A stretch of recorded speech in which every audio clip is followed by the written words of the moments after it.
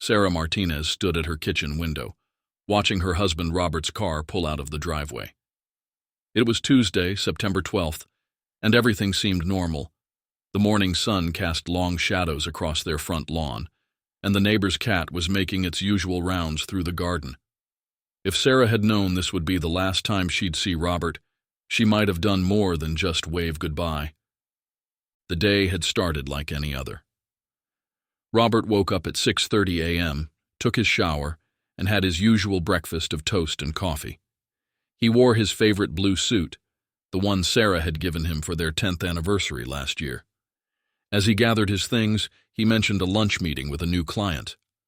"Don't wait up for dinner," he'd said, kissing her cheek. "This meeting might run late." Sarah remembered thinking how ordinary those words sounded. Now they echoed in her mind with new meaning. At work, Robert's day seemed to go as planned. Security cameras at Parker & Associates, where he worked as a financial advisor, showed him arriving at 8:15 a.m. His secretary, Lisa Chen, later told police he appeared to be in good spirits, joking about the office coffee maker being broken again. "He was just Robert," Lisa said. "Nothing seemed off. He had his meetings, made his calls, and was working on some client files." The lunch meeting was scheduled for 1:30 p.m. at the Golden Fork, an upscale restaurant downtown. Robert's calendar showed his client's name, James Wilson. But when police later checked with the restaurant, they found no reservation under either name. The restaurant's cameras never showed Robert arriving. His last known movement was captured on a traffic camera at 1:15 p.m., showing his silver Honda Civic heading east on Main Street.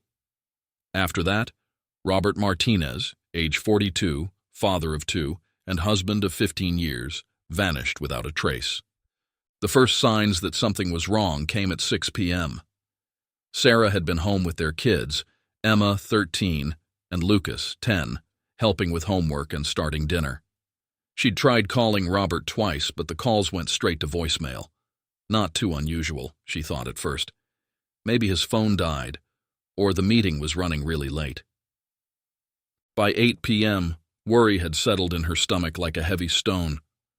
Robert always called if he was going to be this late. Always. Their dinner sat cold on the kitchen counter as Sarah paced, her phone clutched in her hand.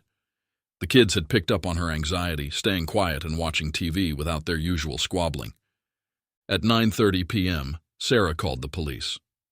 "My husband hasn't come home," she told the dispatcher, her voice shaking. "This isn't like him. Something's wrong. I can feel it." The dispatcher's response was polite but measured. "Ma'am, has your husband ever stayed out late before without calling?" "Never," Sarah said firmly. "Never in 15 years of marriage." But the police couldn't file a missing persons report yet, not until 24 hours had passed. They told her to call his friends, family, and local hospitals. They suggested he might have had car trouble and no phone service. Sarah spent the night calling everyone she could think of. Nobody had seen or heard from Robert since that morning. His parents in Florida hadn't heard from him. His brother in Chicago said they'd last talked on Sunday about fantasy football.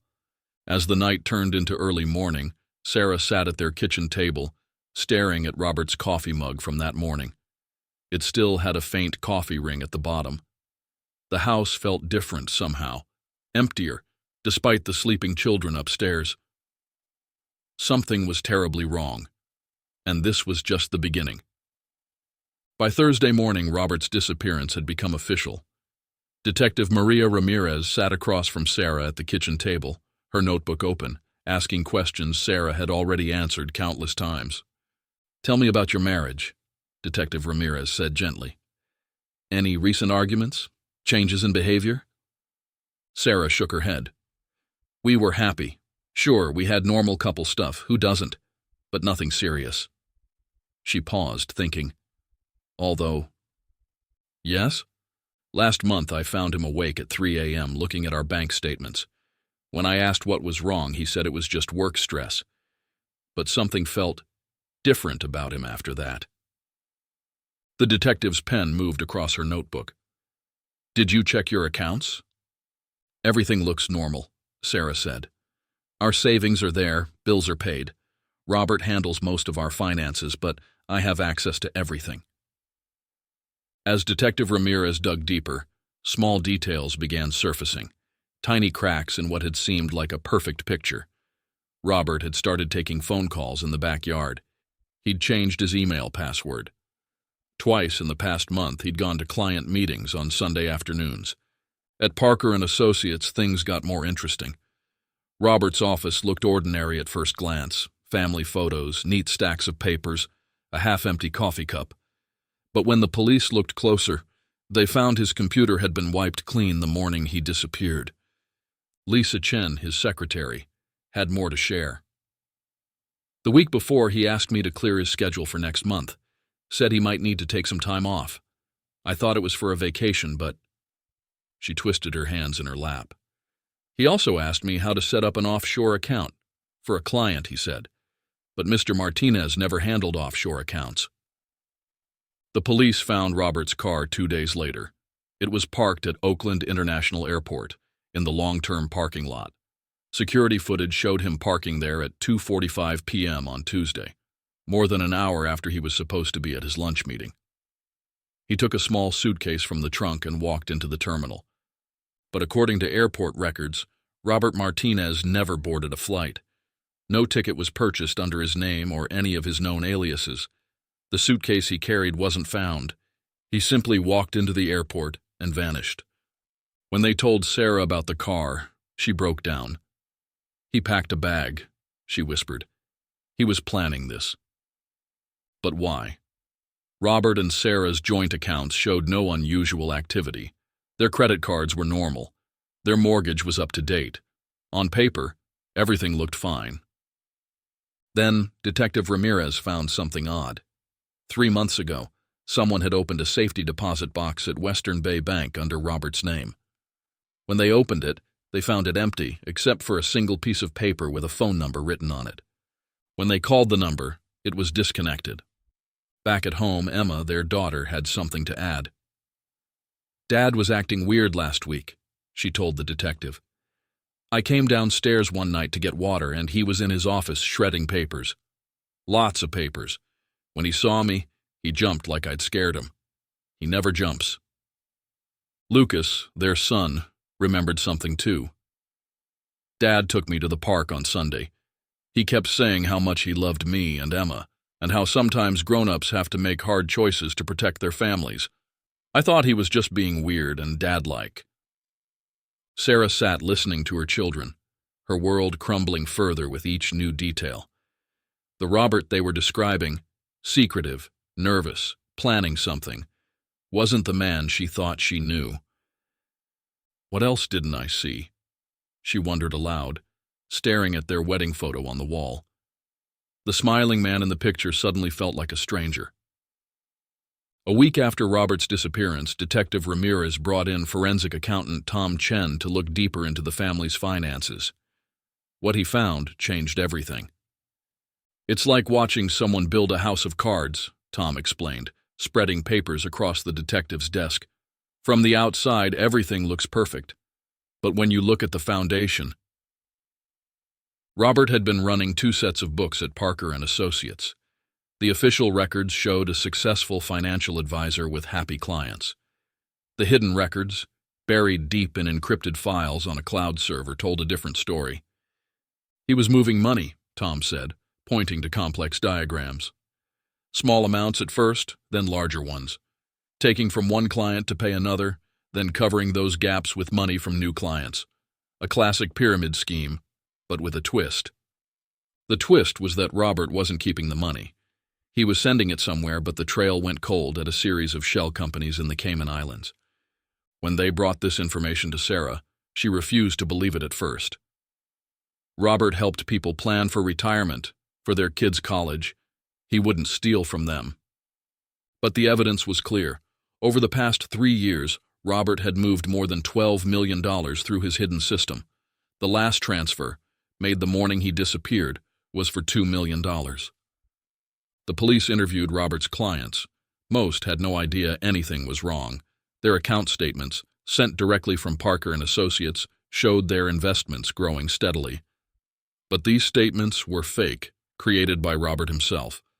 One client, Eleanor Blackwood, had recently asked to withdraw $500,000 for her daughter's medical treatment. Robert kept delaying, she told police, wiping tears from her eyes. He said the market was down, that we should wait. My daughter needed that money. Back at C. Martinez' home, Sarah was going through Robert's home office when she found something tucked behind the family photos. A birthday card, written in unfamiliar handwriting. To my dearest R, another year closer to our dream. We'll have enough. All my love, E. The card was dated 3 months ago. Detective Ramirez ran the handwriting through their database and got a hit. Victoria Chang, a former client of Robert's who had moved to Singapore 2 years ago.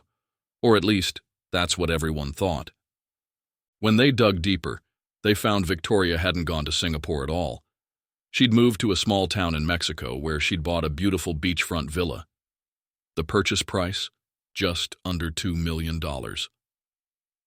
Sarah sat silent as Detective Ramirez showed her Victoria's photo. She was younger than Sarah, beautiful in an elegant way, with long black hair and sharp cheekbones. I met her once, Sarah said quietly, at the company Christmas party 3 years ago. Robert said she was a promising new client. The pieces were starting to fit together. The missing money, the secret relationship, the carefully planned disappearance. But one big question remained. Where was Robert now? The answer came from an unexpected source. Lucas, digging through his dad's closet, found an old phone hidden in a shoebox. The phone was dead, but when they charged it, they found one text message saved as a draft. Everything set for Tuesday. Flight to Cancun, then drive south. V says the house is ready. No turning back now. God forgive me. Within hours of finding the text message, Detective Ramirez contacted the Mexican authorities. The hunt for Robert Martinez and Victoria Chang was officially international. We're looking at 2 suspects, Ramirez explained to her team, both likely traveling under fake names. They have access to millions, which means they could be anywhere by now. The Mexican police found the villa easily enough. It sat on a pristine beach in a small town called Puerto Secreto, 3 hours south of Cancun. The locals remembered Victoria, or Isabella Torres, as she'd called herself, but no one had seen her in days.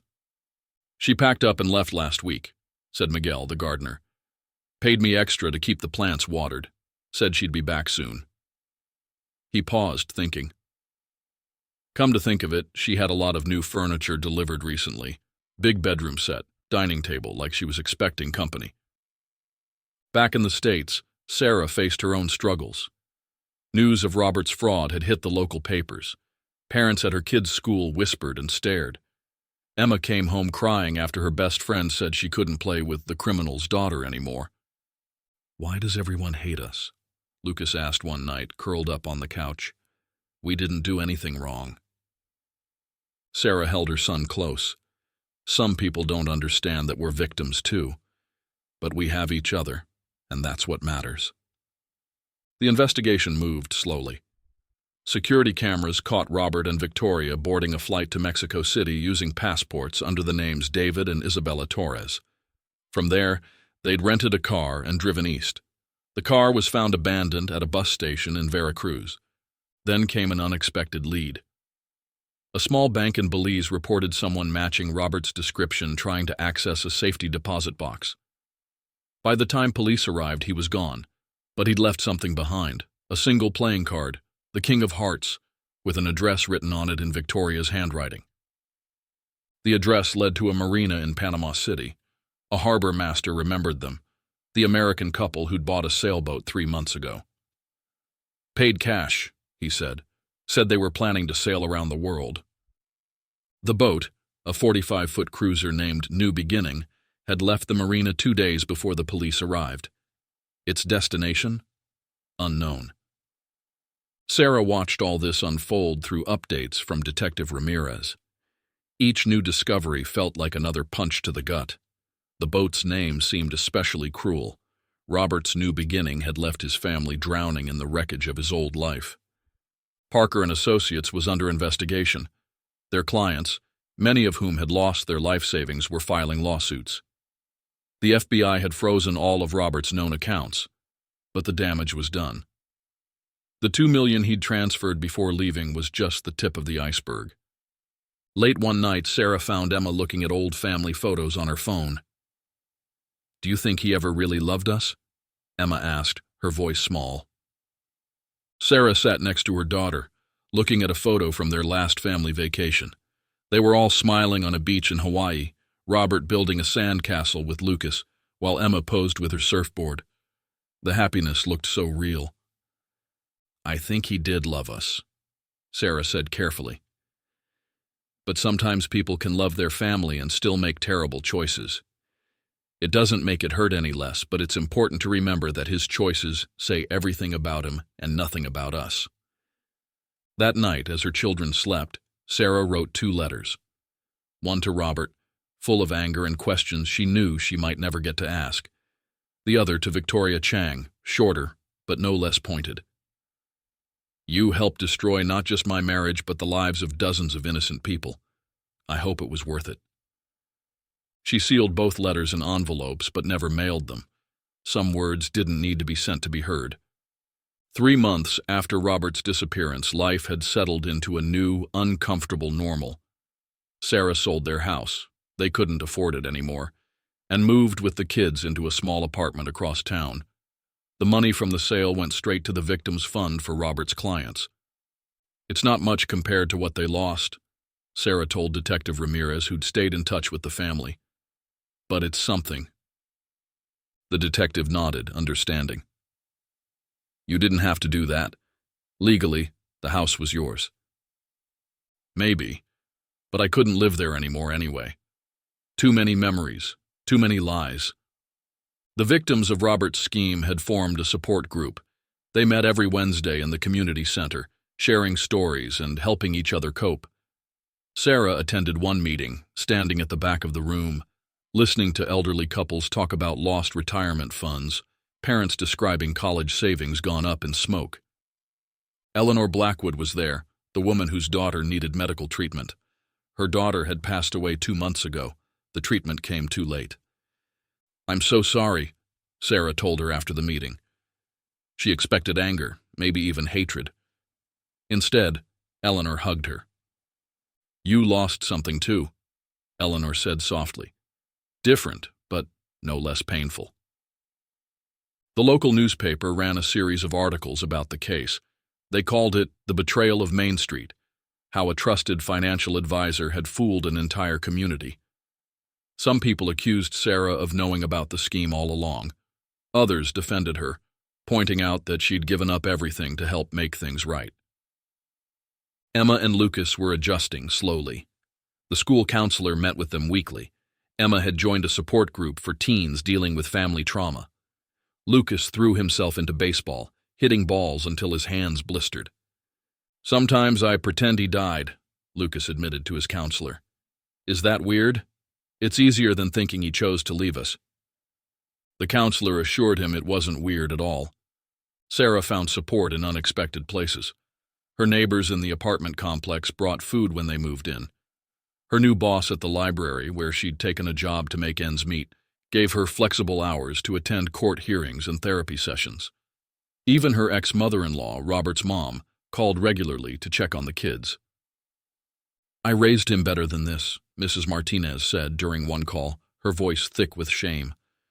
"I don't understand what happened to my son."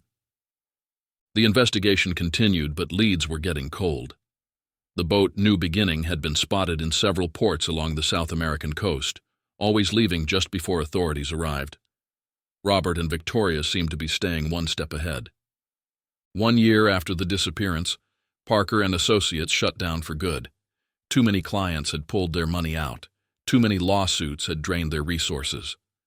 Lisa Chen, Robert's former secretary, came to see Sarah before leaving town for a new job. "I brought you something," Lisa said, holding out a small box.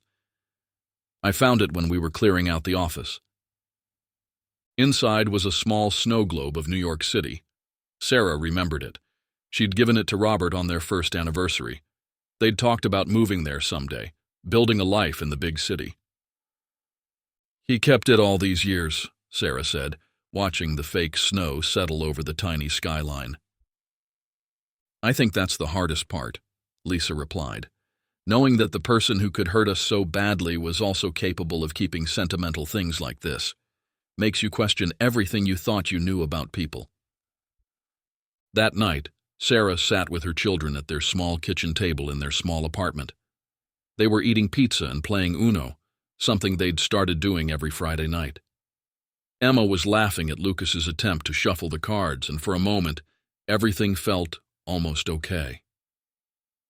"Mom," Emma said suddenly, "are we going to be all right?"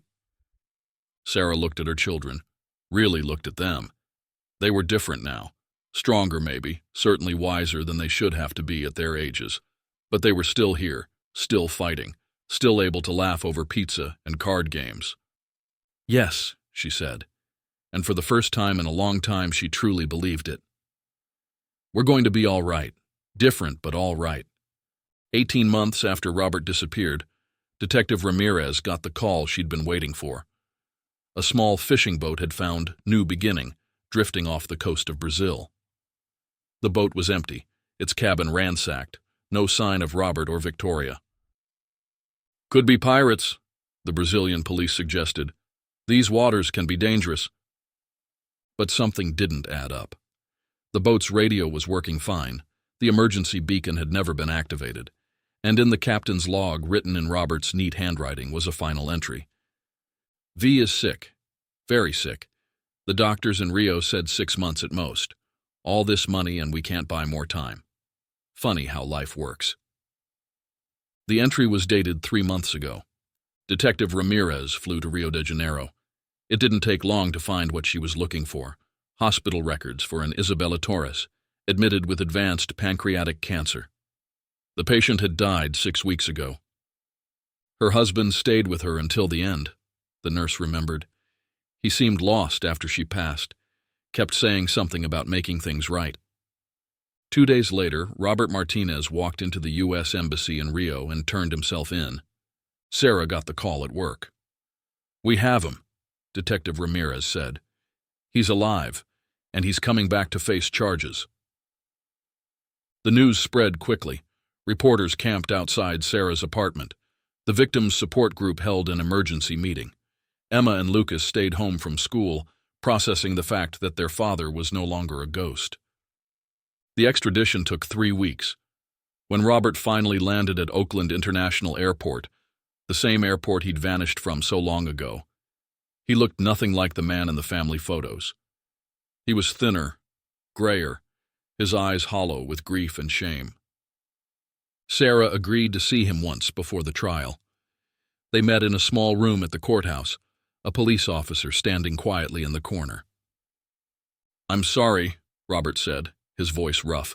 "I know it doesn't fix anything, but I am so sorry." Sarah looked at the stranger across the table, this man she'd loved, hated, and finally learned to live without. "Why?" she asked. It was the only question that mattered. Robert's story came out slowly. He'd started small, moving money around to help a client in trouble. Then another. It became a habit, a way to play hero. When Victoria came along with her big dreams and bigger smile, he was already in too deep. "She made everything seem possible," he said. "We talked about helping people, using the money to build schools in poor countries. I know how crazy that sounds now. We were just thieves telling ourselves pretty lies. And when she got sick, all that money, all those ruined lives, and we ended up in a public hospital in Brazil." Robert wiped his eyes. "She made me promise to come back, to try to make it right. Not that I can, not really." The trial was quick. Robert pleaded guilty to all charges. He provided detailed records of every transaction, every account. Most of the money was gone, spent on their time on the run, Victoria's medical bills, lost to various scams as they tried to hide it. He got 20 years. It could have been more, but his cooperation and voluntary return counted in his favor. Sarah brought the kids to see him once before he went to prison. The meeting was brief, painful, necessary. Emma refused to hug him. Lucas did, then cried all the way home. 2 years after Robert's disappearance began, Sarah stood in front of the victim support group. She wasn't hiding in the back anymore. "My husband's crimes destroyed many lives," she told them, "including our families, but we're all still here. We're all still standing. And maybe that's the real ending to this story. Not the capture, not the confession, but the fact that we survived." After the meeting, Sarah took her kids to their favorite pizza place. They played Uno. They laughed. Life wasn't perfect, but it was theirs, and they were living it. That night, Sarah finally mailed the letters she'd written to Robert and Victoria. She didn't care if they ever got read. The words had served their purpose. They'd helped her let go. In her new diary, she wrote, "The mystery of the missing husband is solved." But the real mystery was never about where he went. It was about how the people he left behind would find their way forward. And that's the mystery we solve every day, one step at a time.